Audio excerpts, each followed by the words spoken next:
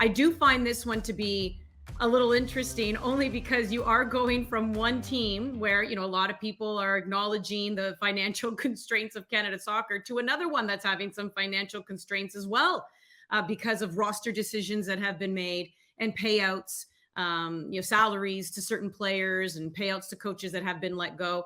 This is an interesting one for me. But Toronto FC, this is also very sad, kind of, what's happened to this club, perennial contenders. And now here they are. They've lost 10 straight in all competitions. They have the dubious honor of being just the fourth club in MLS history to do so.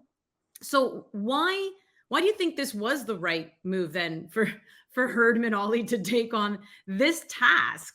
And what do you think he can accomplish here? Why do you even think TFC wanted/needed a coach like Herdman? Well, I think he'll look at this as the kind of job that is his specialty, really. Taking an organization that is at a clear low, that has cultural issues, has had a lot of off-field issues over the past couple of years, and turning that around. I think that's what he loves getting stuck into and embracing. And we just spoke about how he did it with both the women's national team and the men's national team.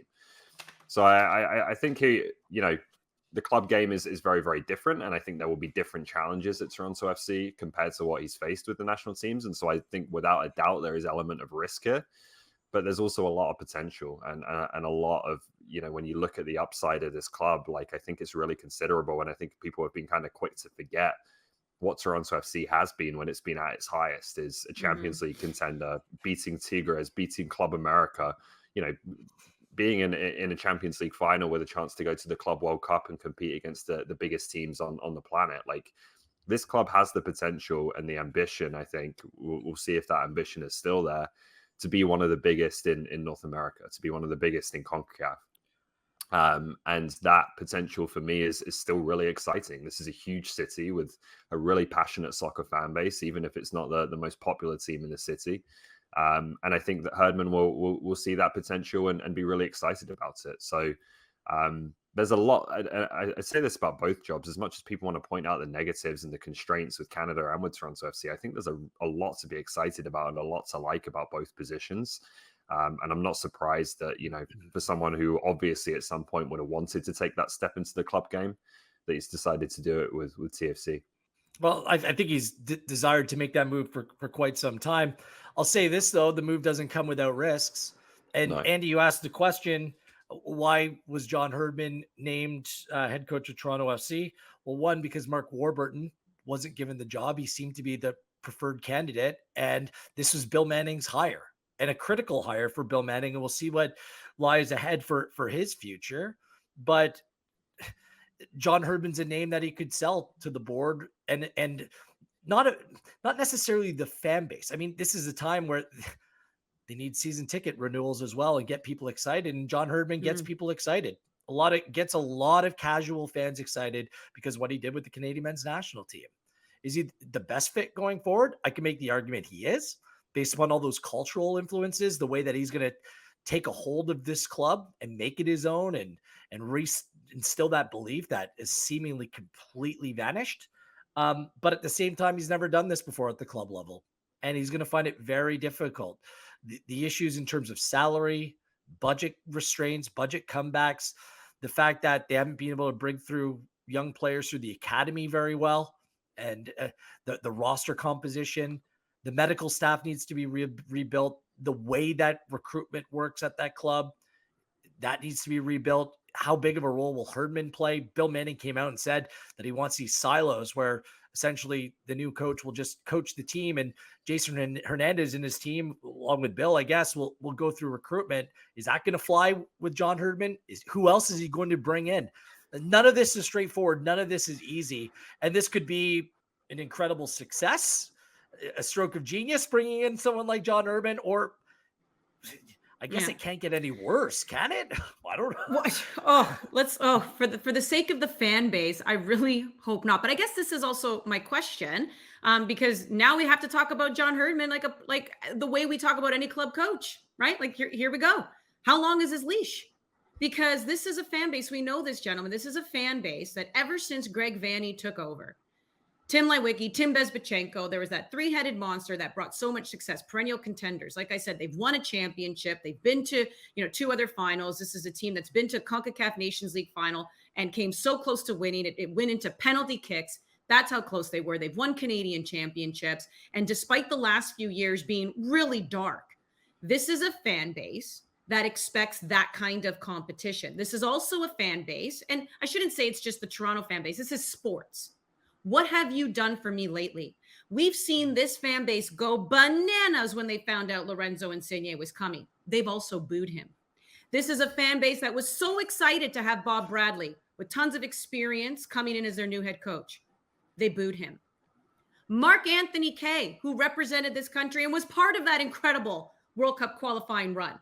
We saw a fan be an absolute idiot, throw a megaphone at him. John Herdman is about to get a rude awakening. Wasn't at him. That would have been quite the throw, Uncle Rico. Yeah, I think he was already off the field, and it was a really bad throw. Guys got to work on it. Either way, this is a fan base that doesn't care what you did yesterday, and sure as heck doesn't care what you did last year. It's club football. It's club football. How much, when do you think he needs to get it right? This year, whatever. He's going to take over October 1st. You're not going to make the playoffs. Nobody's going to care. If they don't score, if they don't win, whatever. But starting next year, when do you think this fan base would start to get restless if he doesn't get it right? May? June? April? I mean, you want it first? They've got to be a playoff team next year. Like, the bar is low enough where that is immediately the standards. Like, I said this last night, this idea that like coaches have come in and I need 2 years to implement my philosophy and get my, it's a complete myth. Like it's an excuse for coaches who can't make an imprint on the team as quickly as they would like. You see all sorts of examples all over the world of coaches who make considerable changes to a team's style of play and identity and do it in one preseason. Good coaches can do that. So for me, I'm not interested in like these big long-term projects where, again, you say you need a certain period of time to implement it. Obviously, they are going to need some time in certain aspects to sort out the roster, to really build this team back up to being a championship contender again. But meeting that like floor for me of just making the playoffs, which is, again, is not difficult in MLS when you look at how low that bar is, that's got to happen immediately. You've got to put the team back in that kind of contention straight away. And if that's not happening in the opening months of the season, I don't think TFC fans are wrong to have the high demands that they do and to start putting the pressure on the team. Because if you don't, then you just continue, you allow the club to continue in this period of mediocrity or worse. So there's certainly going to be pressure on him. And I think that is all part of the risk is he going to be able to get the changes he needs over the course of this offseason in place to allow him to, meet that kind of minimum expectation that I think will be there next season, that this team is back in playoff contention. I agree with everything that you said, Ollie, but this job with this club right now, it's exceptionally difficult. Never mind Insigne, Bernardeschi, both players, they want to go. The club wants them to go, but they can't. You're not going to sign ridiculous checks in order for them. Lorenzo Insigne makes like $60 million a year. Bernardeschi has like 3 more years on his contract. I'm told at over $6 million. You can't just like poof, that goes away. Beyond that, the club captain, a guy that just played 300 games with the club. What happens with Michael Bradley? Like based upon everything that's happened with his father, with his injury, like that's a difficult situation. So who's even the leader, right? Where's the leadership within the club? What other players are they going to be able to recruit based upon some of the salaries that they've been tied to? They tried to get rid of a bunch over the course of the season, but there's a lot more work to do. What good young players are able to make that jump and step into the team? Like nothing is straightforward when it comes to this group. Essentially, Jonathan Osorio became their third DP. They didn't have like a third DP this year. It's just like, this is what happens. Like going through COVID and the pandemic, like Bill Manning always said this, it was going to be difficult, but now they've been their own worst enemy since that time. They brought in now, what is this, their 4th or 5th manager? They've all played a different style. Like, what is the style of play? What's the identity of Toronto FC. All of these things need to be established. And it's really odd to me. I don't know how you two feel about it. I think it's more about the contractual or sponsorship or corporate side of things, but not starting till October 1st. Yeah. What's the deal with that? He's going to play 1 game at home, 3 games overall. What, like, why doesn't this process start like now? I mean, perhaps Wednesday against the Philadelphia Union's too soon, but why isn't that process starting now? We're taping this before the introductory press conference today. I hope that question's answered, because that doesn't really make a whole lot of sense to me. How are you getting players that need to get their act together? Like Insigne, Brandeschi, they need to play in order to show that they're still top players and play on good terms. You know, you have a coaching staff that's here for now. Like, are the players going to tune them out? Like, none of this is straightforward. It's all complicated, Ollie. That's why I think we need to approach this a little bit differently. It is a little weird, because you do have a coaching staff that's just sitting around going, so we're not going to be your coaches in a month, but listen to us anyways. What? But so one last thing on this. One last thing on this, and then we'll move to the Canadian Premier League. Do you think, Ollie, this is the last decision that the MLSE board is granting to Bill Manning? Does he need to get this right with John Herdman? Because I believe he has 18 months left on his deal. He does as president with Toronto FC. Does this hire need to be right?